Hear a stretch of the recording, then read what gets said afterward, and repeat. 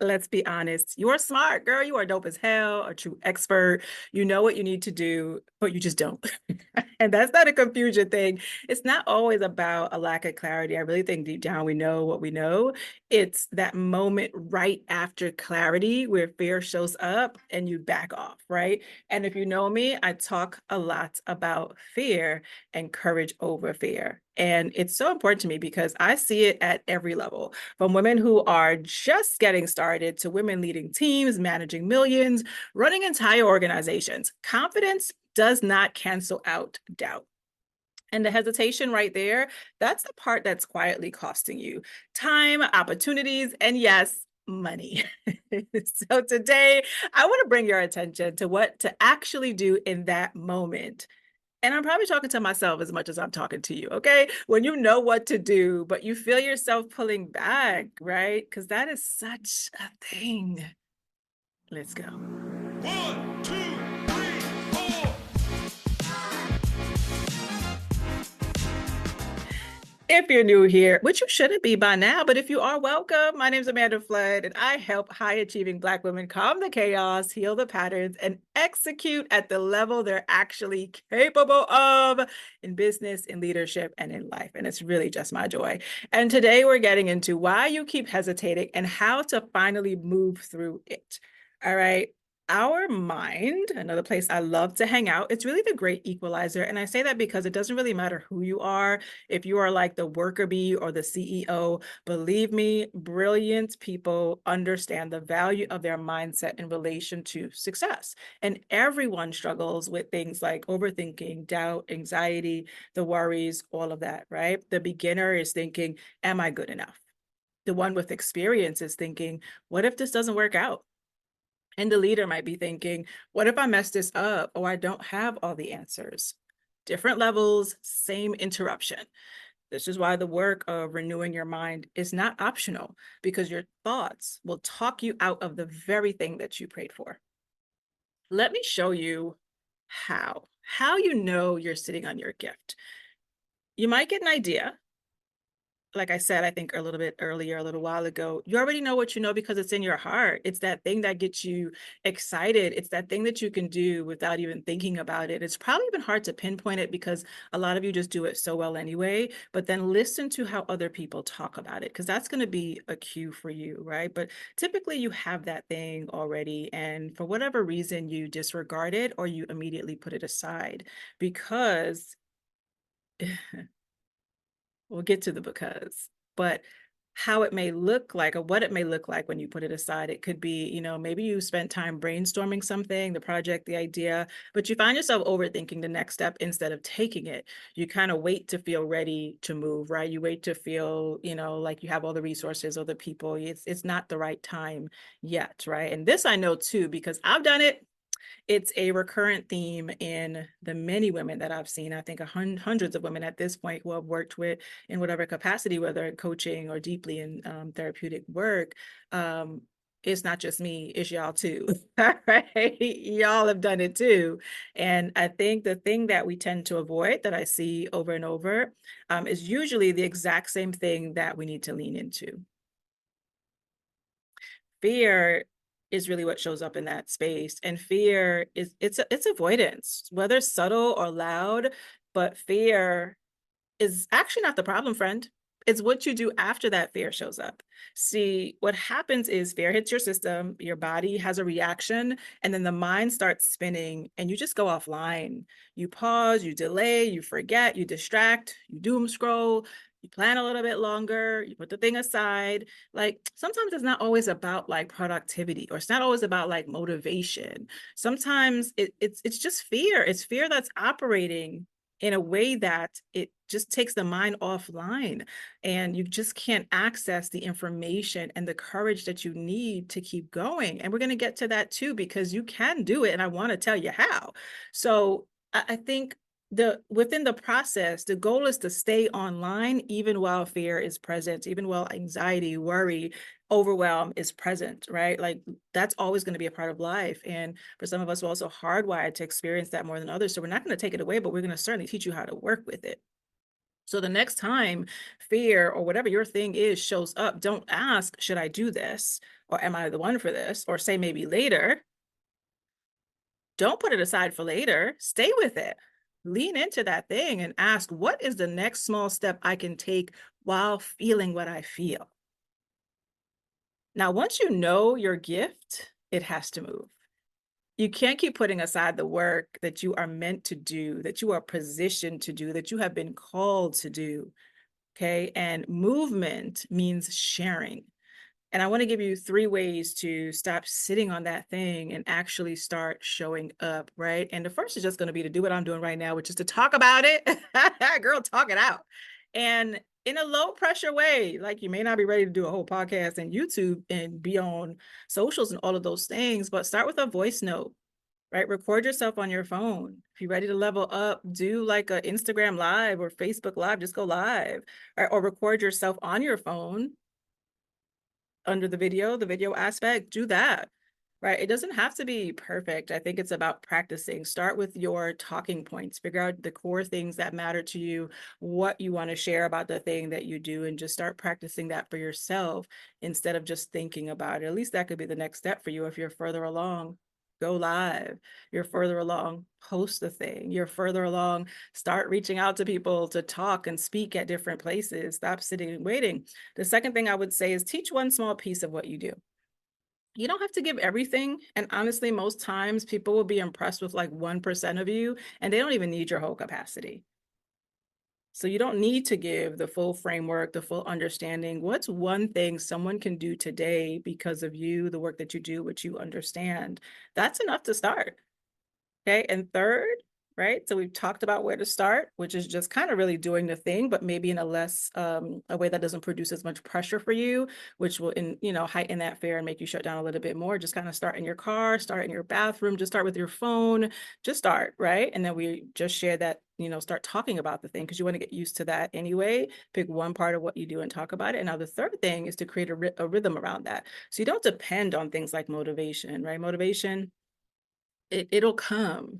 But when you have a rhythm, it doesn't matter if you feel motivated or not. Okay. You can do the work even if you don't feel like it. So pick 1 or 2 days a week and just show up. It's kind of like I said on my calendar, and unless I have a client conflict, I'm going to the gym, right? So whether or not I feel like it's like, okay, CrossFit's on my calendar today, I'm gonna go to CrossFit, right? Even though sometimes I do fall off, but it's okay. You can fall off as long as it's there and you know that you can still keep coming back.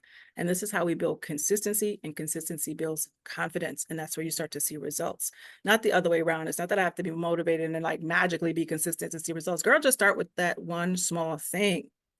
And if you're listening to this, and I hope you are, and you know that that hesitation has been costing you, don't sit on this one too.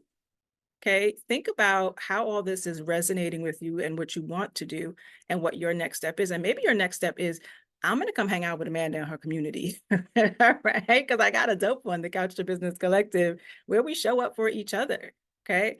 And that's where we actually practice showing up, not just talking about it. You want to be in spaces to practice the thing that's hard. And it's always better and faster in community with people that are doing the thing, not with people who are not with people who would look at you like you're crazy. You already feel bad enough as it is. You're already struggling with that internal noise. You don't need other people to co-sign that. You need other people that sees the blessing, the joy, the light in you, and who will expound upon that by their presence, by their words, by their service to you. Okay, so the link to my community is below, and I hope to see you there. All right. And I have to double back to this thing called hesitation, because I actually don't like how much I hesitate.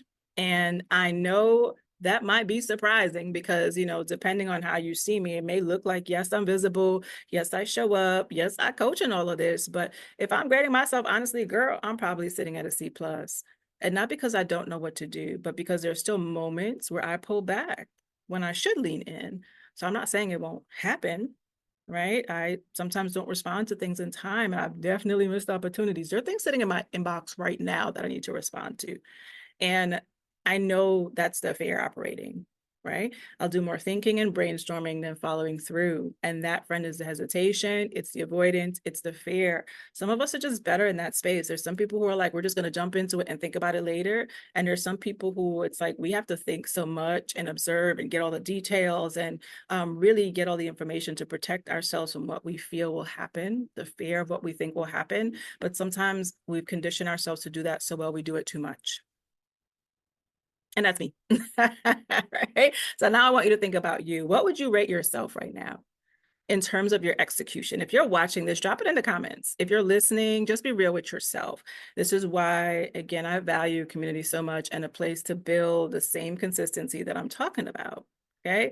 And I'm actually about to jump into the community in a little bit. I'm going to do a networking and marketing call right after this, because again, it's about bringing us together, figuring out what's going on, talking that out, and helping folks to feel comfortable enough to take action. If that's my good and reasonable service, I'm going to do that. It helps someone else and also helps me. Right. So I hope to see you in the community so you can practice the things that we talk about. Right. Know that fear is going to be there. Know that it's going to take you offline sometimes, but you can certainly talk it out in meaningful ways that keep you present and grounded, that gets you to where you want to go. You can start by just talking about one or two things. You don't have to get it all down packed. Don't feel like you need to be the master of anything. Right. Just be the master of where you're at. Okay. And third, create your rhythm, find your rhythm. Okay. And I hope you find it with us.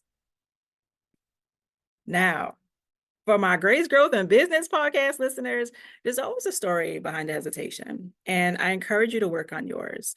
I was on our last monthly prayer call, and I asked for prayer around releasing the timid part of me. And that release is an action and a process. And I believe movement away from that is possible because the hesitation, that's a learned behavior. It's been practiced and reinforced over time. If I can remember that and work on it, pray over it, be in community, right, who will pray with me and over me, I get to learn something else. I get to teach myself the skill God requires for where he has moved me to or is taking me to.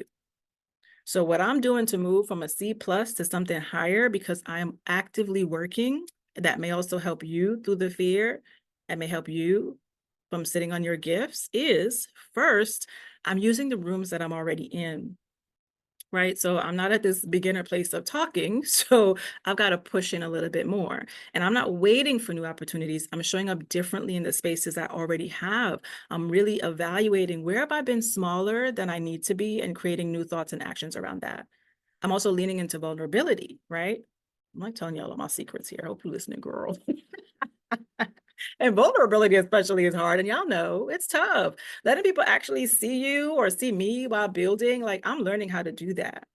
Okay. I'm learning how to do that out loud because that's not a muscle that's been developed for me, not professionally, not personally. Okay. So I have to practice that.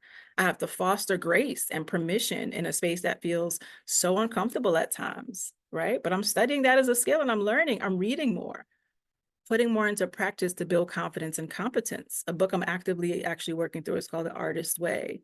That one has been super helpful, right? In terms of writing, exploring, being more present, and leaning into my creative side, which has always been there. And really, we all have it because God is our creator and he created us to be a reflection of him. Okay. And his expectation of the created is to model his example and create more. And life can sometimes stifle that. And I'm determined to find that again. And I hope you are too. There's just so much that I love that I just don't do. And I don't want time to keep passing. And it's like, I should have. And I wish I did. All right. But okay. Enough about me, girl.